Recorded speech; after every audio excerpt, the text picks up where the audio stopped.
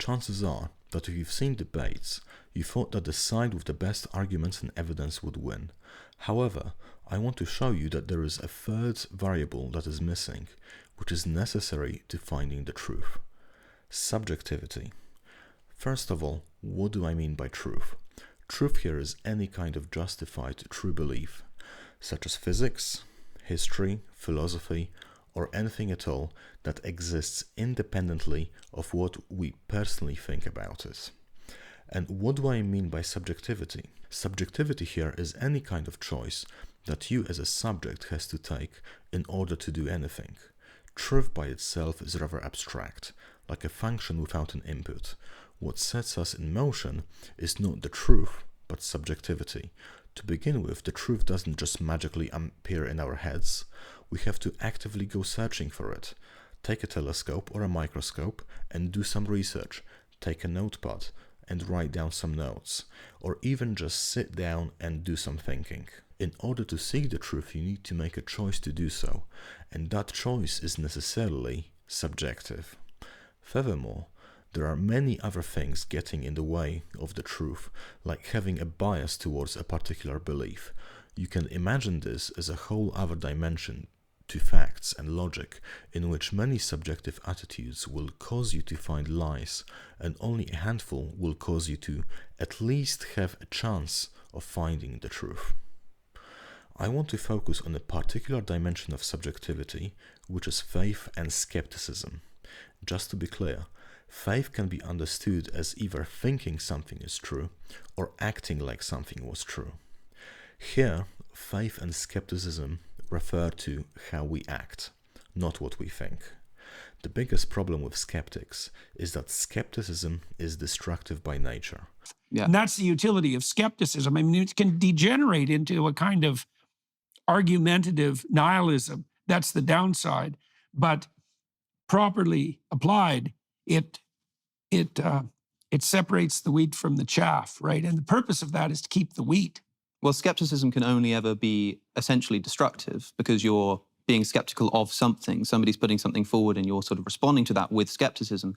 And so for a lot of people, if skepticism is the thing that you do, then you sort of end up chipping away and ending up with nothing, whereas skepticism is really supposed to be a tool that you use. It is destructive, but in the way that you might sort of carve a piece of marble. Yeah, right. You're intending to get a statue out of it at the end. Before you can criticize something, you need something to criticize. Skepticism is motivated by a fear of being wrong and is a necessary defense mechanism against falsehood. However, it cannot, by itself, generate anything. In order to first have any kind of truth, faith is necessary. We need faith that there is such a thing as truth. We need faith that we are capable of finding it. And we need to have the willingness to actually go and seek it. This is what primarily drives us to discover the truth. Skepticism can be and should be used to refine whatever it is we find. The problem arises when someone is only skeptical and nothing else. Such a person is only destructive, criticizing others' views without actually getting closer to the truth. The danger is not only on the side of believing too much, it's also on the side of believing too little. A person who is only skeptical is in a safe position, which is no position at all, and therefore does not need to defend himself, nor can he be attacked. So anyone who gets into a debate with such a skeptic will always be on the defensive, which might give the false impression that they are winning. However, even if every single criticism a skeptic makes is true, he is still not an inch closer to the truth. This is why anyone who is too skeptical will automatically become an atheist or an agnostic over time. Not because of any arguments or evidence, but because of the subjective attitude they hold. On the other hand, the Christians who debate those skeptics think that if they just give a good enough argument, they will persuade them. Not a chance. Someone who is not actively seeking the truth will not be persuaded of anything. I would personally prefer to see the atheists and agnostics bring forward some positive philosophy on how to live a life and find meaning, and Christians to focus more on trying to change the others' attitudes rather than showering them with arguments and evidence, hoping that they will change their mind, which won't happen anyway.